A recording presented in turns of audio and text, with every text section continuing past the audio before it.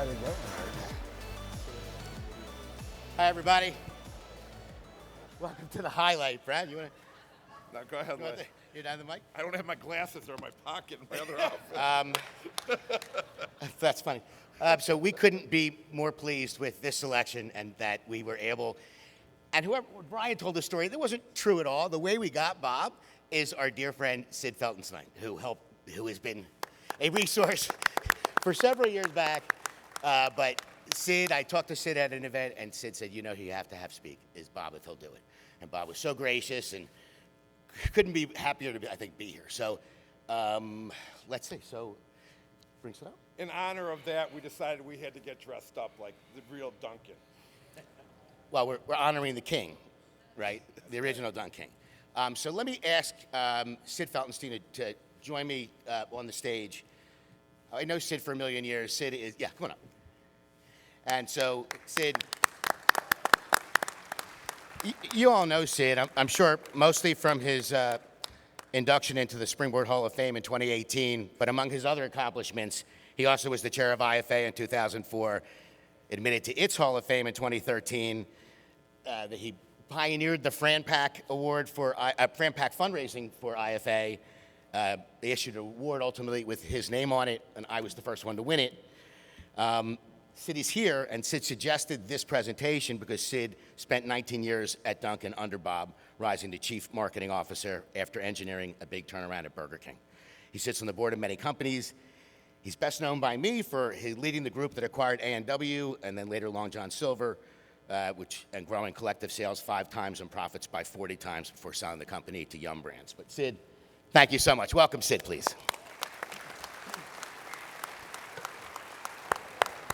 And let me just say, you may notice, in addition to the crowd of lowlifes up here, we've convinced Josh Liggins from DunKing to join us to try to connect the past to the future.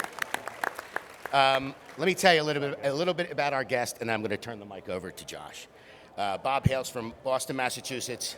Boston, for you from Boston. Graduated from Cornell and Harvard Business School. His father, William Rosenberg, founded the IFA in 1960 and wrote its first bylaws. Actually, picture that somewhere. At 25 years old, upon graduation, Bob took the reins in 1963 at a company called Universal Health Food Systems, which was then 8 food service enterprises, which included vending, industrial cafeterias, pancake restaurants, a delicatessen. In 1963, Universal operated about 100 units, doing $10 million in gross sales. Ultimately, Bob refocused that business, and in 5 years, grew net income 800% and took the company public. How many? Put your hand up if you grew a company 800% and took it public in 5 years. Right, that's a 1 of 1. DunKing was public from 1968 to 1989, where Bob earned investors a staggering 35% compound rate of return before it was acquired by Allied Lions, the British conglomerate, in 1989. In 1998, when Bob retired, DunKing had 3,000 locations. How many of you have 3,000 locations out there? Okay. Steve does, right? There's a couple. Today, DunKing has a valuation of over $8 billion. Bob is known as a pioneer of building strong relationships with franchisees, creating a franchisee-centric organization, building teams, and emphasizing collaboration. I am so grateful, you can tell. I'm so grateful that he's here. But let me turn it over to you, Josh.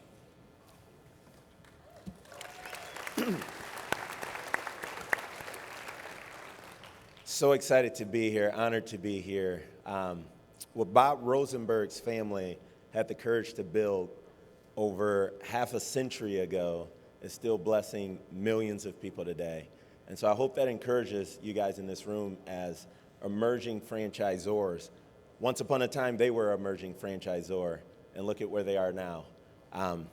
DunKing is especially blessing my family as I get to serve as the director of franchising for DunKing.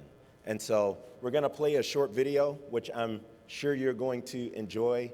But after it finishes, I want you to stand up and give a royal welcome to one of the original kings of DunKing.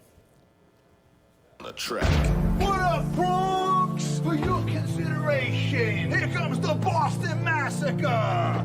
The DunKings. Touchdown, Tommy on them keys. Player coach. Got it. I'm open. And needs no introduction, my partner. Sometimes it's really hard to be your friend. You said you were gonna support me. DunKings. Don't go away, my father. Why you dunking me, girl? Why you dunking me? DunKing. Ladies and gentlemen, please stand up. Give it up for the Don of Donuts, the master of Munchkin, the original DunKing, Mr. Bob Rosenberg.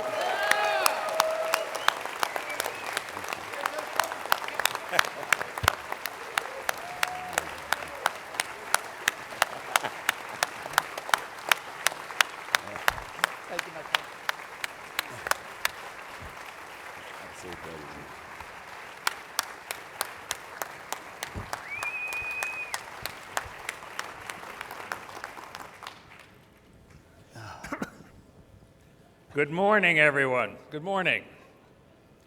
The following quote from Calvin Coolidge is really the strategic prism that has guided Bob Rosenberg since he became CEO of Dunkin' Donuts some 60 years ago. And I quote, "Nothing in the world can take the place of persistence. Talent will not, genius will not, education will not, persistence and determination alone are omnipotent." This persistence was the foundation that under Bob's 35 years of leadership saw Dunkin' Donuts grow from a very, very small regional chain, an emerging chain, to one of the most iconic food service brands in the world, maybe one of the most iconic brands in the world. Having worked for this man for 19 years, I witnessed this success firsthand. And really, the good news for me today is that for the first time, instead of getting peppered for questions from him for 19 years, I get to ask him questions. So let's get started. Let's talk about leadership, Bob. In the first lesson in your book, which I think is available to everybody, please elaborate on the importance of this and how you attempted to demonstrate this quality over the years. Well, first of all, thank you all for that really warm, wonderful welcome. I bet you thought that Ben Affleck and team were going to come out and perform, but couldn't even get one of those jumpsuits, which I want desperately. So, Josh, What, are you going to go trick-or-treating on Halloween? Before I answer the question, I would just like to say a few things if I could. I've long believed that, basically a lot of how you turn out is who you hang out with. And for 50 years now, I've had the privilege of being able to hang out with this guy, and not only as a colleague, but also as a friend. And I couldn't ask for a smarter, kinder, and nicer person. His showing up today in between a very, very busy schedule, just another indication of what kind of guy he is and how much I appreciate him. And so hopefully the two of us will be able to interchange a little bit. But the things that I talk about as we go through this in terms of the lessons, the setbacks, the things that we went through, please understand that that really was a team of people. And this was one of the key guys that was part of that team and did such a phenomenal job of building this business over the years. And so I want to thank you very much and thank you for coming. And to you all, I'll take you back 60 years. I had just taken over 25, as Lane said. One of the big issues that I had to face, one of the first big issues I had to face in the company was what to do about our franchise agreement. We had been making our money on kickbacks. And even in 1963, it was kind of questionable. And it was my attendance at a meeting in Lake Arrowhead, California, an IFA meeting.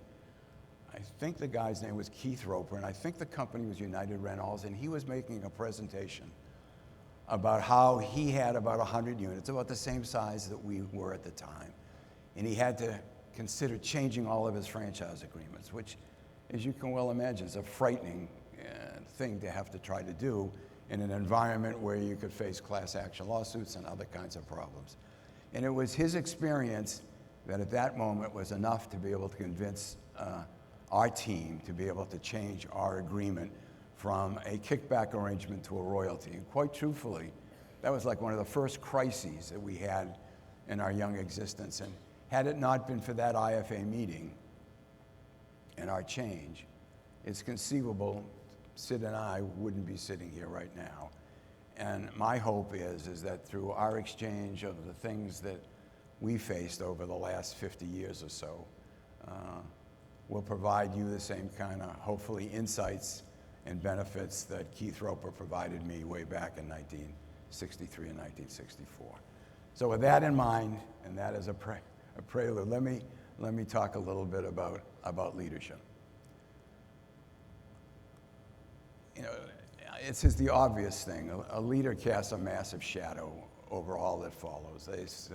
He or she, whoever the leader is, sets the direction, sets the mood, sets the values for everything that follows. So for me, looking backwards from this perspective, not as a 25-year-old, I can assure you I didn't know a lot about how to lead as a 25-year-old person. It was a long, continuous journey. Hopefully, I'm still on that journey. But to me, it basically comes down to really two things, as I see it. And the language might not be precise, but really, leadership is a lot about science. Sort of those are the practices of leadership, and it applies at all levels, and the processes, you know, sort of the skills that you bring to the job. And the other part is art, so science and art. And you got to keep them in balance. And in my case, if you get a chance to read my business memoir, I break down the 35 years I was at DunKing into 6 separate eras. And I tell each of those 6 eras, some of them lasted as short as 3 years, some of them as long as 7 years, through the prism of the actual jobs and tasks that I thought a leader had to attend to, the things that I would put on my calendar first before anything else. And those 4 things through each of those different time periods, those different eras. The first was strategy. And at any level that applies. You could call it planning, but you are the shepherd of that for your unit. And that's the kind of things about in a company, what you want to be, what you want to have, and what are the few levers that you're going to pull to bridge scarce resources to the achievement of your objectives. The second activity is to recruit and retain a qualified staff in order to be able to execute that strategy. The third is communication.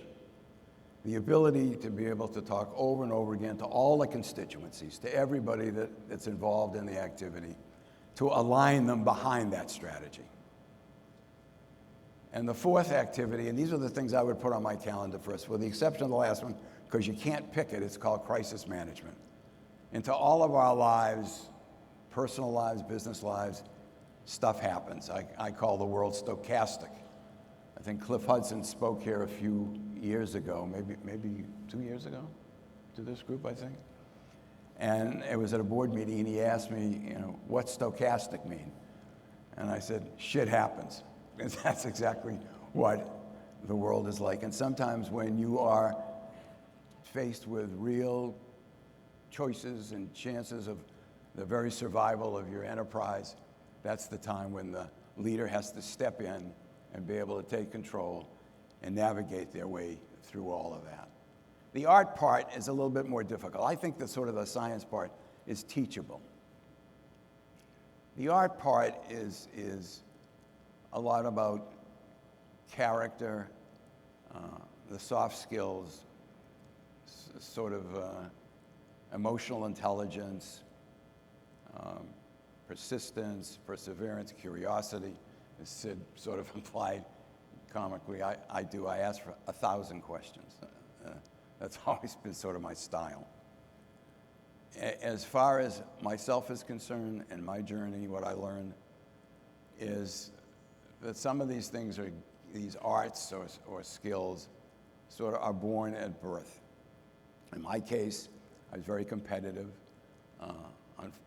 I also tend to be curious, which is a good characteristic, I guess, for the job that I was selected for at 25. But I also came with some detrimental characteristics.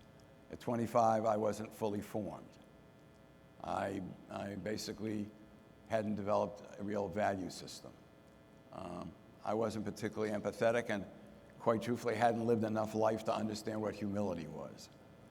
So I had to work on those kind of things. I had to own them over time. And slowly but surely, because of my relationship with my team, who I learned the most from, these are the people that most influence me on a day-to-day basis. Courses I took, trade associations I joined where I was able to rub shoulders with other leaders.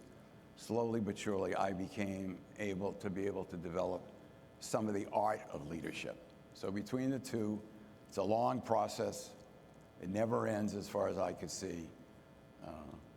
I was never a perfect leader. I still have some deficiencies, probably still do. My children will tell you I do.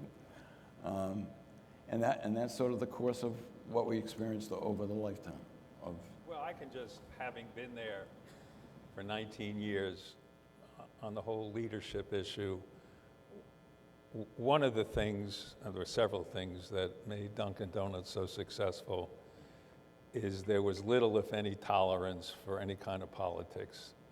Everybody had a job to do, and when the things started going that way, it wasn't tolerated.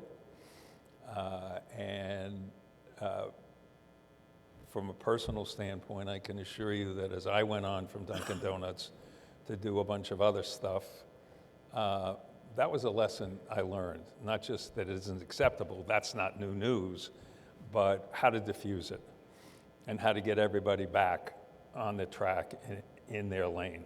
So I think that was an important part of the leadership that you did at Dunkin' Donuts. But speaking of planning, Dunkin' was always known that business and growth planning was really a hallmark of Dunkin' Donuts. And when I say a hallmark, it wasn't just known within the company, it was studied. Those of you, since it's 40, 50 years ago, wouldn't know that because most of you probably weren't even born. But it was a hallmark at Dunkin' Donuts.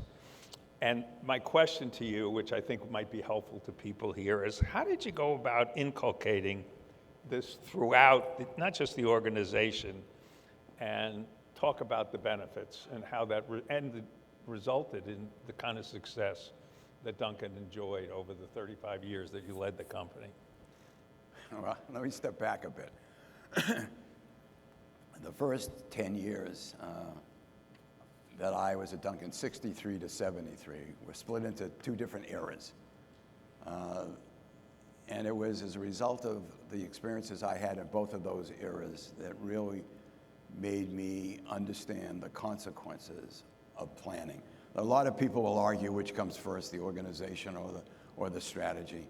And I won't get into the semantics of that, but I really believe that planning is primarily the critical reason for at least our success, and as I observe other companies for their success as well. Let me tell you a little bit about, I think Lane touched on it briefly. In 1963, I took over a company called Universal Food Systems. It was 8 little businesses. And I had no idea that when I got out of school that I was going to be selected to become the CEO of that business. I knew I was going into the business, but I never thought that I would end up in a job within a few weeks of graduation running it. Excuse me. And while I was in school, I had the opportunity to take a look at the company and write cases about it as part of my schooling. And it came to me, I concluded that basically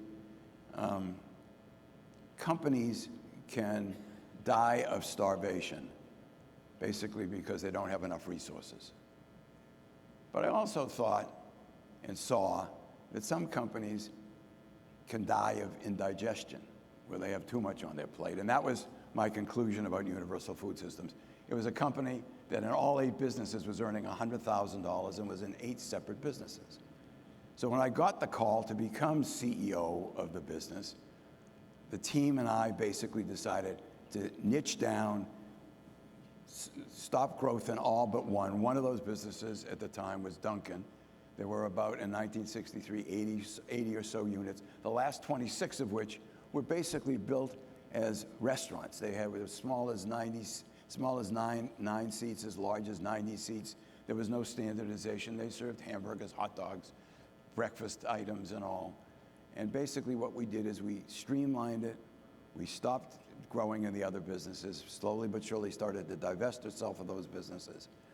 And profits soared. And we went from basically $100,000 profits, I think close to $1 million a year. We were growing at the rate of 50% a year, and we went public. We came out at $20 a share. Before long, the stock was selling at $120 a share. And unfortunately, that whole experience was intoxicating. And that's when the roof fell in. That's when the second year started. That's when the problems started. I decided that if we were going to be growing at 50%, we're going to need something more than just a donut and coffee company. So we really should be a franchising business. We should be a platform of lots of businesses in order to keep up that rate of growth. So we started a fish and chips company called Charles Goodlight. I was engaged in talks with IBM to do learning centers, with an apparel company to do stores that sold men's clothing. I was becoming chairman of the IFA that year. We were growing internationally overseas, a lot of projects. And as you can well imagine, profits started to stagnate, started to lower. And in 1973, we lost $1.7 million. The stock was selling less than a dozen donuts, $1.73 a share. And the board had decided that they had enough of me, and they fired me. Who's not up for a good firing story at 9 o'clock in the morning? Luckily,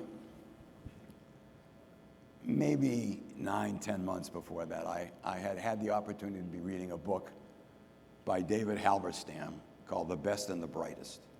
And it was a story about the Vietnamese War and about how the Kennedy and Johnson's administrations were being run by the Harvard and Yale trained people that were the best and brightest, yet they were losing the war. They weren't going into the hamlets and the townships where the war was being waged and getting a feel for really what was going on in the place where people lived and breathed and worked.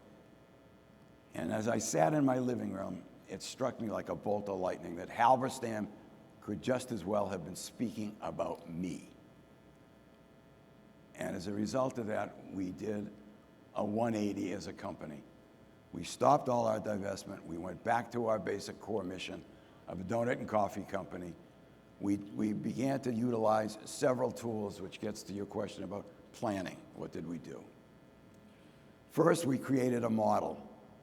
Now, modeling behavior today is not a big deal. It's pretty commonplace, where you can check all kinds of assumptions and do regression analysis and figure out what the best course was. Well, but in 1973, that was a big thing for us. It showed that we could reduce our rate of growth and still continue to grow. We lowered our objective from 50% earnings per share, which was unattainable. And basically, if we would continue to grow at 50%, we'd be larger than the US government, larger than the GDP of the whole country. It was insane. It didn't make any sense. So we reduced that to 15 to 20% a year. And then we began to develop a very clear planning language.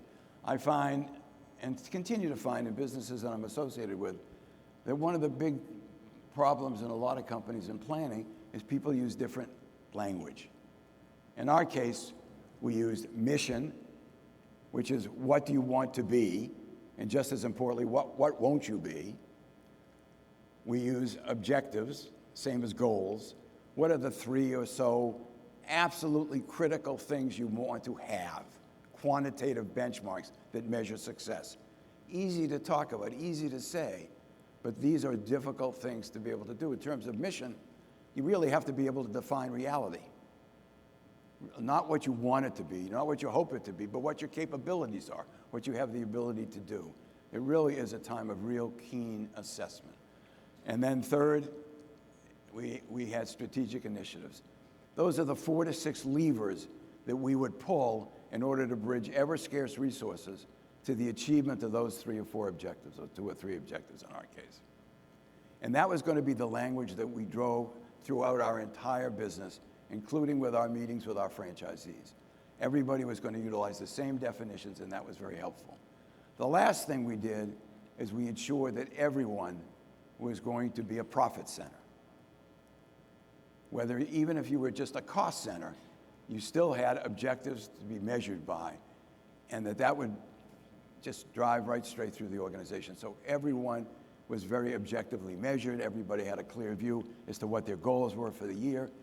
And as a result of the use of those 3 tools, we drove a lot of planning and never looked back after 1973 for the next 4 eras of the company, for the next 25 years of my stewardship. We never looked backwards. We had, as Lane had said, a 35% compounded rate of growth in earnings, and things worked out. So the consequences of learning the program from 63 to 68, and then the difference between that and 68 and 73 really drove home to us, to me in particular, as the CEO of the company, the importance of planning, and we never gave it up, and that drove our business for years to come.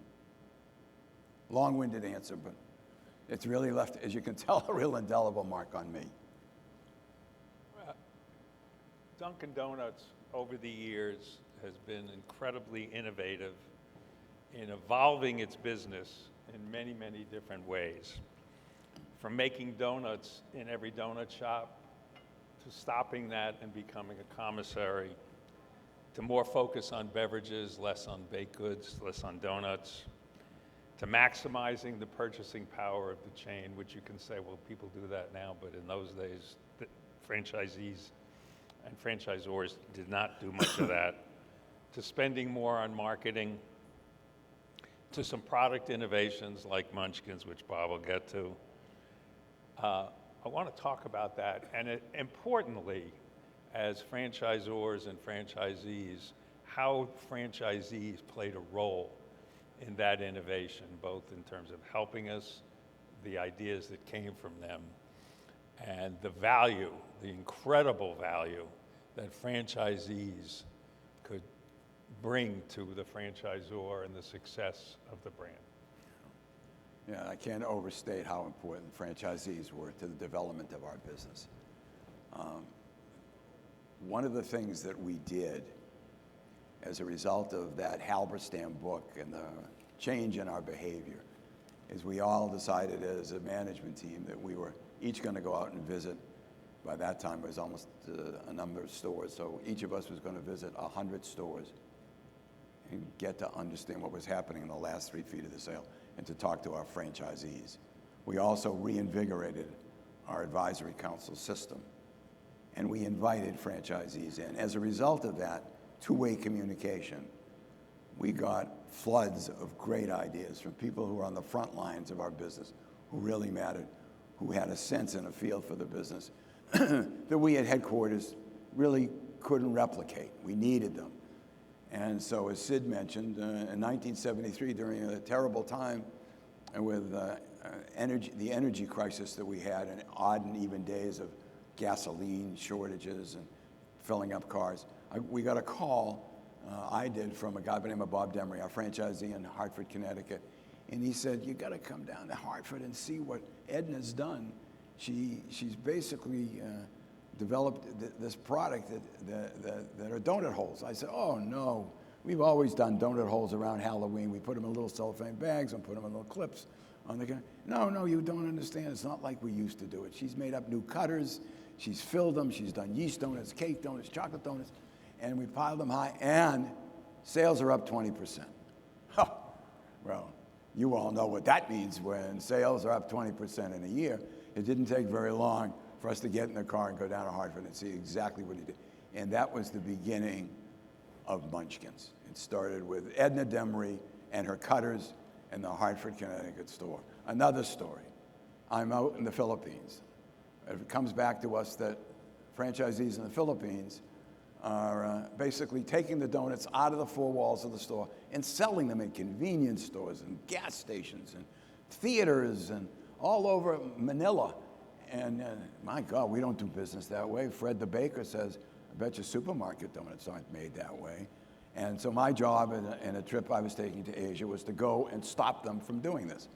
Lo and behold, I get there, and our franchisee is named Leo Prieto, very terrific guy who was also chairman of the National Basketball League in the Philippines. Had staged a number of different events while I was there in order to open up a commissary and a warehouse and a party. And he sat next to me, the wives of the board members of that business. And they had a lot of important people from the Philippines as board members. And lo and behold, as it turns out, the wives of the board members had discovered the donut business. They had their household help put donuts in jitneys with these little carts that run around Manila. And they're doing gang office business. And these beautiful women were asking me, please reconsider, don't close this down. And on the trip back, Tom Schwartz, who was the COO of the company and a key element in the growth of our business, and I were sitting there and said, you know, maybe they're onto something. You know, the average donut shop's got 2,000 square feet, half of which is production. What if we changed all that around? And that was unleashing a dramatic change in our business. And the ROI of a franchise went from about 12 to 15% per unit economics, up to 17 to 20%. And our growth exploded, all of which came from franchisee input. So it extended to every part of our business. Those are just two examples of some of the real earth-shattering changes that came as a result of franchisee input. Iced coffee, only sold in Providence until the 1990s, and now it's all over the country. That all came from franchisees. Extra advertising, investment advertising, same thing. Our purchasing system, a cooperative system run by franchisees, sourcing that saves an average franchisee of 3 to 5% of sales easily as a result of our buying system. Just on the purchasing, because I think this is important. Is to talk about the structure of the purchasing co-op and how the franchisees benefit from that, not just from lower prices, they also controlled their destinies. And this is illustrative of the company, again, franchisee, franchisor working together to make a better system and a more profitable system. If you could expand on that a little. A little bit, but basically it's called the Distributed Commitment Program. For us, our language inside is DCP. But basically, franchisees elect their own board. It's set in those days, in my day, it was the 5 or 6 regions. We had 6 warehouses, all of which were managed with the help of our purchasing department, but primarily run by elected boards to the DCP among the franchisees. They would let out bids on all the product that was being manufactured, and it was a co-op, and they would have a co-op dividend at the end of the year. And they would allocate when the right time was to buy eggs, when was the right time to buy soft wheat, hard wheat, coffee contracts. All of that was done, and it really drove a lot of costs out of the business dramatically. And the interesting part, and the part that I think is so spectacular in our system, I'm so proud of, we saved the average franchisee something like 3 or 4% of sales. That's a lot of money on the bottom line. Those franchisees, with a little bit of help from us, decided to take that money and put it into national advertising. And that put the brand on the map. And that was an incredible breakthrough, all of which started with purchasing, but ended up in marketing. And it was funded by the purchasing system, another turn point in the years that we were stewards of the business. I think the point is, at least in my opinion, that when you talk about evolving from making donuts in every shop, to commissaries to be able to distribute the brand and therefore improve the unit economics, purchasing, advertising. Without these evolutions and staying static, Dunkin' Donuts, they'd probably be in business, but would be nowhere near the brand that it is today, both here in the United States and all over the world. But at any rate, I've got some more questions, but this is about you guys, and this is about trying to give you what you need and answer questions that you have. So before I go further asking Bob questions, why don't, if anybody has anything you want us to comment on or want Bob to comment on, more importantly, raise your hand and we'll see what we can do. Yes, sir. Bob, read your book. It was fantastic. I read it when it first came out. I'm curious, you said in '73 you really started turning things around, divesting, getting focused on the core business. But I also heard in '73 you were fired. So how did you get back on top? Oh, good question. I left that part out. Basically, I came to the board meeting, and a guy by the name of Bob Howard said, you know, we've talked this over, Bob, and we'd like you to find your replacement. I said, I don't think that's the job of the CEO. I think you should, but let me tell you that I think we have identified what we've done wrong. We're well on our way of fixing it, and I explained some of the things that we did. And I suggested that they give us another quarter. And then we'll come back and discuss it again to see if we're on the right track. And I left the room sweating and waited an hour and a half while they debated it. And they decided to give us another quarter, and we never looked back again. So I talked my way back in, but it was close. It was a hairy experience, I could tell you. Any other? Yes, ma'am. Yeah, question. As you have expanded and you're so big, how do you make sure that you're still intimately involved with your franchisees so you didn't get so big that you lost that franchise community? Because I think a lot of people, when they expand so fast, they lose a lot of that personal experience. For us, it was advisory councils and store visitations. So we would each visit 100 stores. So if there was 7 of us, 6 or 7 of us as senior management, Sid visited, and at our operating committees, we would come back and talk about what we learned. Our advisory council meetings were set up in a way that each district had a district leader, then we had 5 regions, and then the chairman and vice chairman of those regions would meet with senior management each quarter. So between store visits, communications, and the advisory council system is one of the ways that we were able, and the language, the planning language. So when it came to our meetings, it was the same thing. What's our mission? What are our objectives? In the case of us, our objectives were we want to grow corporate profitability between 15 and 20% a year. Second objective was in the early years, we wanted to have or try to achieve a 15% ROI at the unit level. That was as important to us as the growth of the business itself.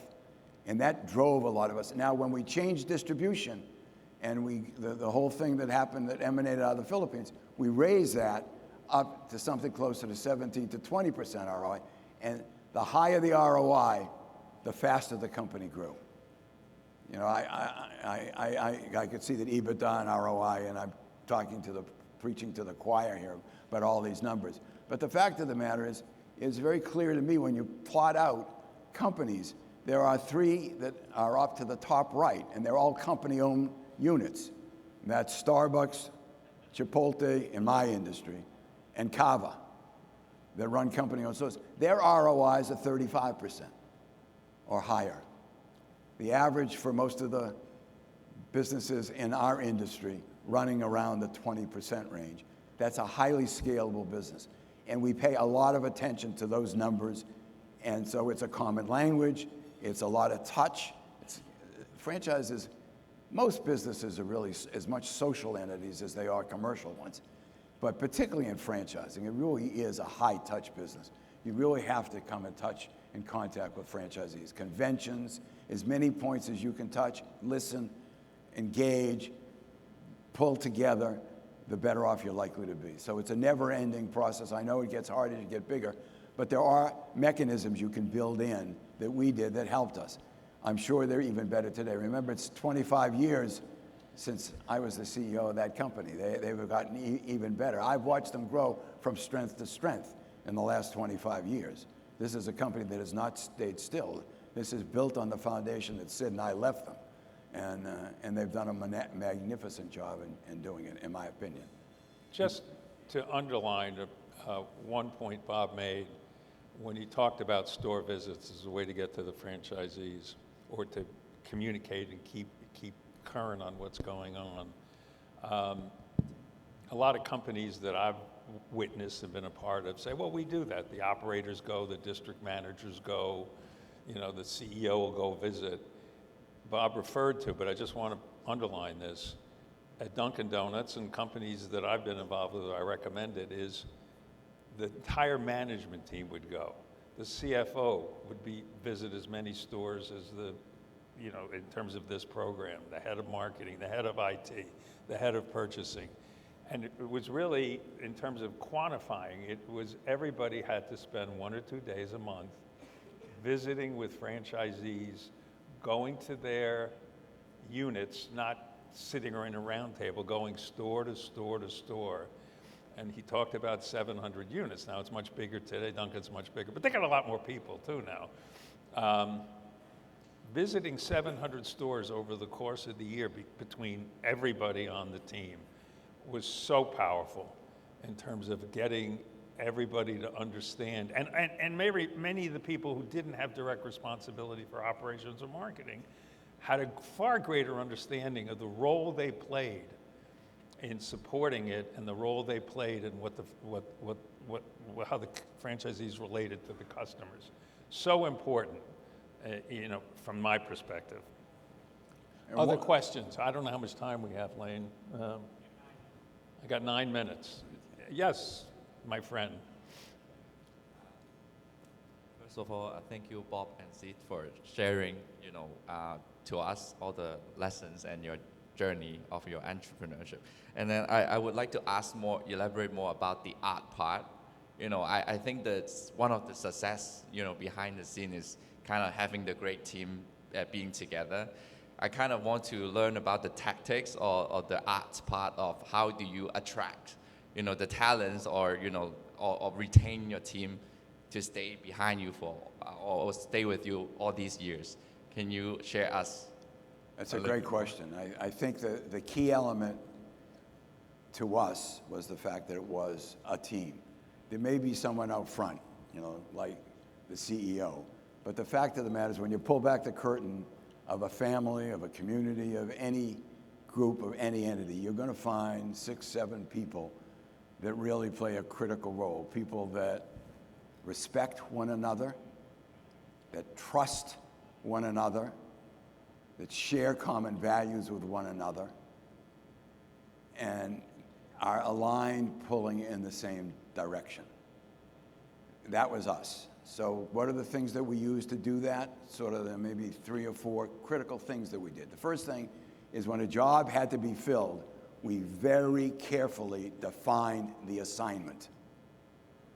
That's a lot of how well you fill the job. And as companies grow, as Sid will attest, sometimes you basically can outgrow certain people. You have to redefine the assignment.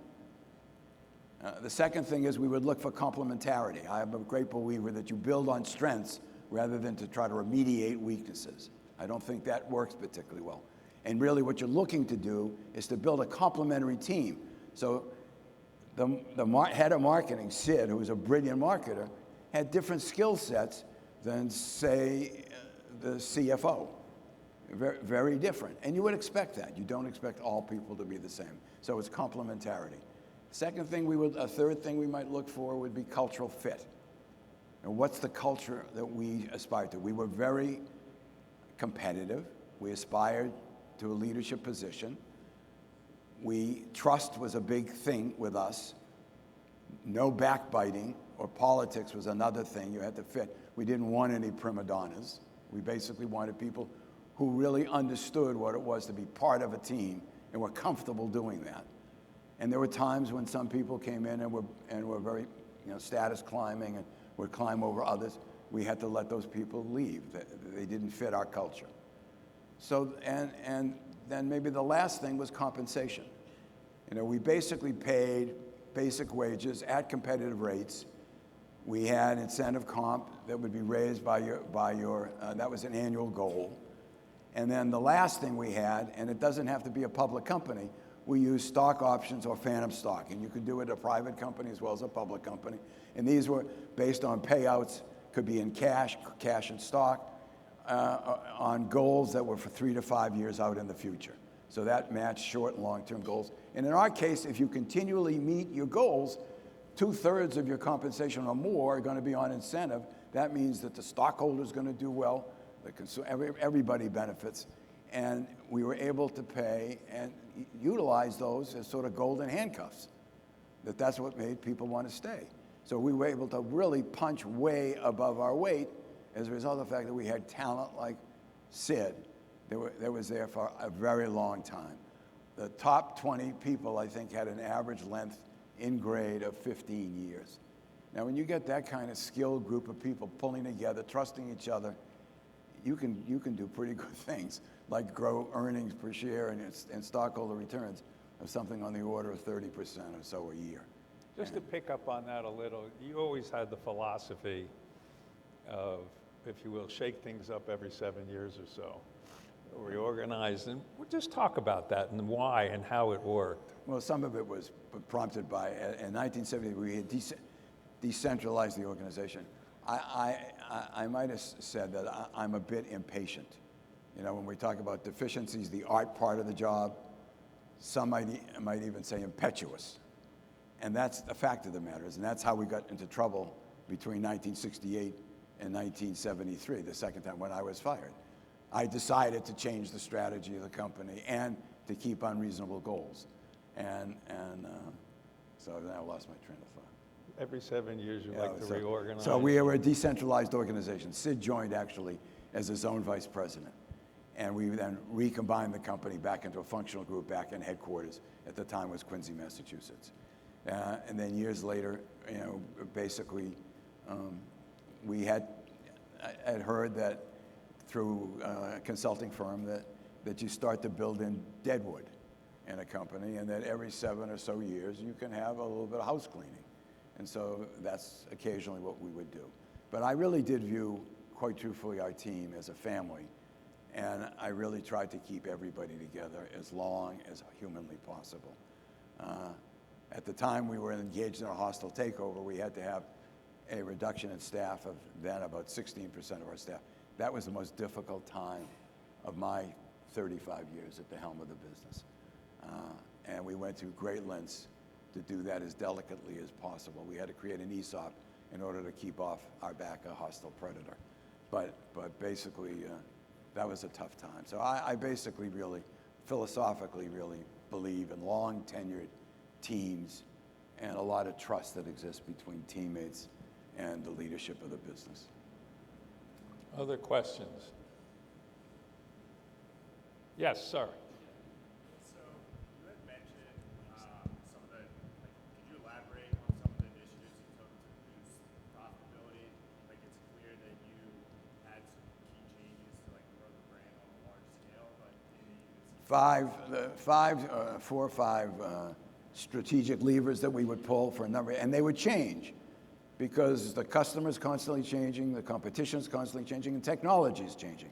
The format stayed the same in terms of the language and the planning process, but the strategies would change. But during a period of time of great growth, basically was to expand distribution in targeted market areas. We fortress markets and build brand.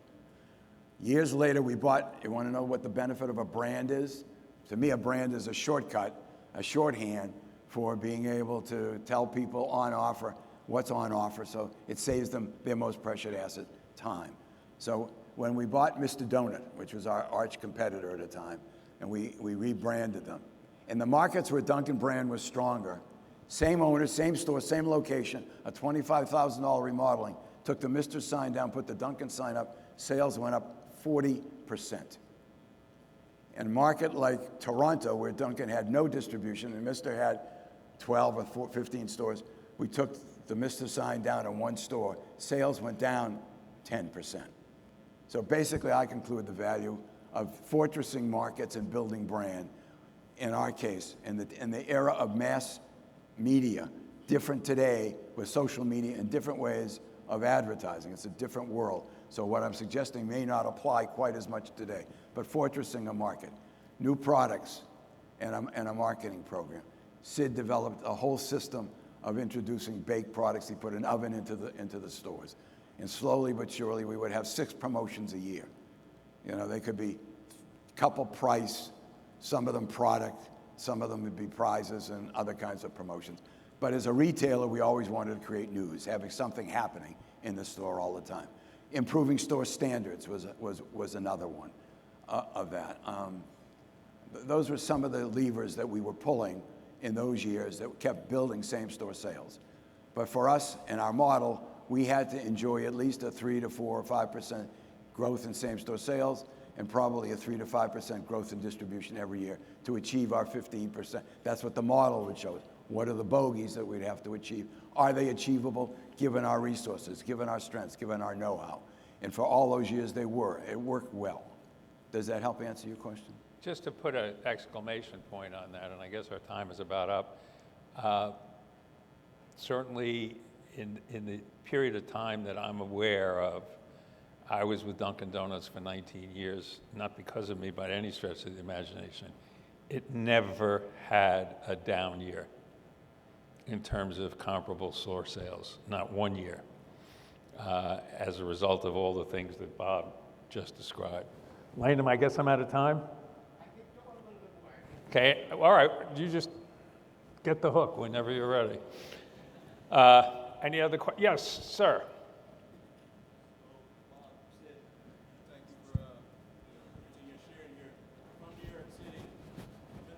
Me too. I'm in the food truck industry. It's $2.5 billion in the U.S. in 2024. At any point in your journey throughout the years, did DunKing ever consider entering that industry? If yes, you're not in it now, as far as I know. Why did you not enter it? Into which business? I'm sorry. Yeah, his trucks. Yeah, basically that's how we started. The name of the company, it started, was Industrial Luncheon Service. We had 140 trucks that went around out of 6 depots all over New England in the 50s and 60s. Unfortunately, became unionized, and vending machines came into play, and it was a lot more efficient way of being able to reach coffee and for people who worked in offices and small construction sites. They didn't have to stand in the rain in front of the truck in order to do it.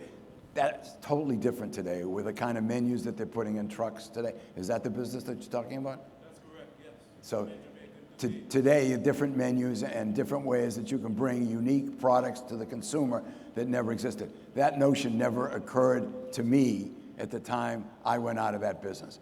When I said we had 6 or 7 little businesses, 8 businesses at the time, that was one of them. That's how my father started. That's what he knew. He knew the truck business. He started actually as a route builder for Jack and Jill Ice Cream Company, and that was his strength. That's where he came from. Thank you, sir. Sir.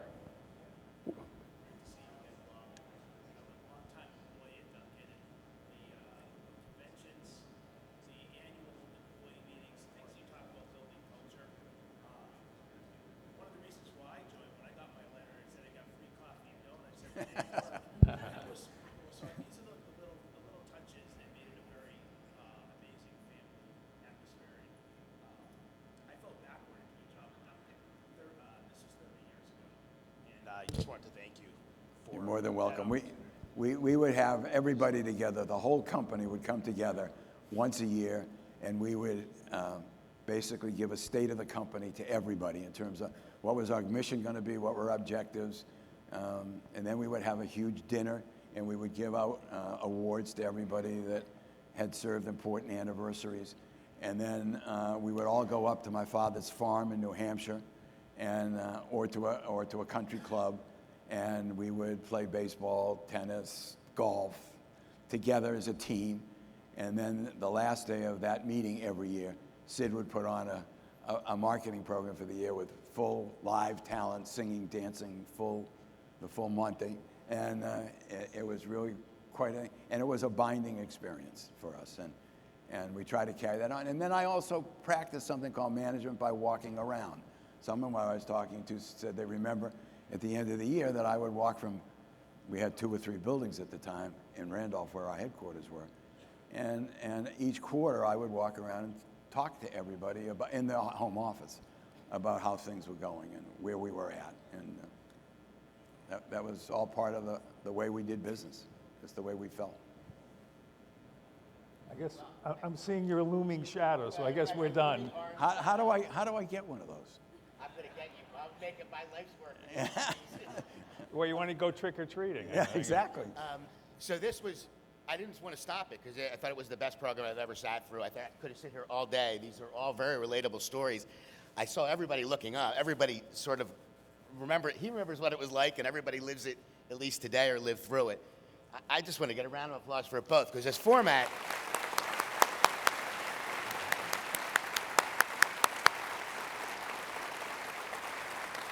All right, there you go.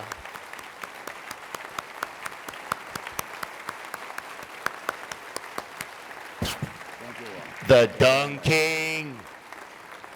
Thank you. And really, Sid, it was unbelievable to get sort of the way you play back and forth with one another in terms of your the conversation, but just the way that you tackled a long period of time that was very difficult for many together was extremely entertaining and enlightening.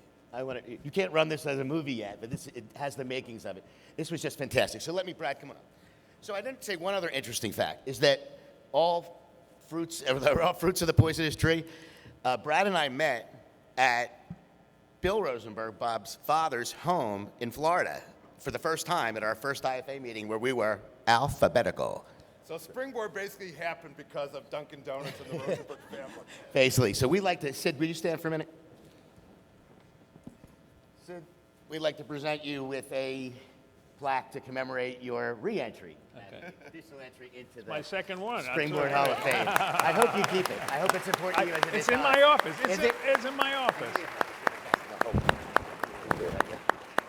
Okay, so you can sit for a sec. Oh, stand. That's right. Bob, come on up. All right. Whoop. No worries. I got it. This was beyond a pleasure. You've been a pleasure since we began. I couldn't be happier to induct you into our Hall of Fame.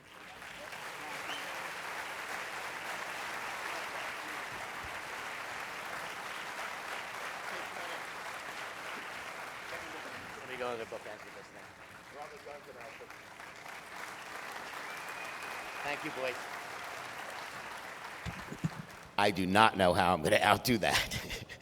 We always set the bar higher. That's just like racing. You always somebody out in front, but it's great. Brad? Wrong. Oh, wait. Go ahead. Let's talk about the books. So Bob signed this quantity of books up here for folks. We're going to have a cage match, and the winner will get a book. Now, we're going to take it in some kind of orderly first-come, first-served basis. But I want to tell you that I've read this book. If my copy is totally dog-eared, copied, tabs on the side, it was useful to me.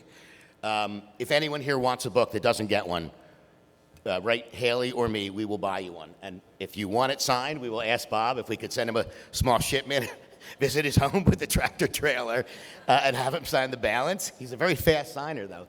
But it's a great book. Pick this book up. You'll say, oh, my God, I'm in this stage.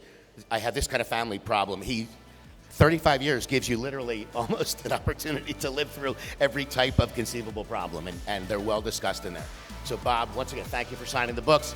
We'll figure out how to get them distributed after this, but one last round of applause.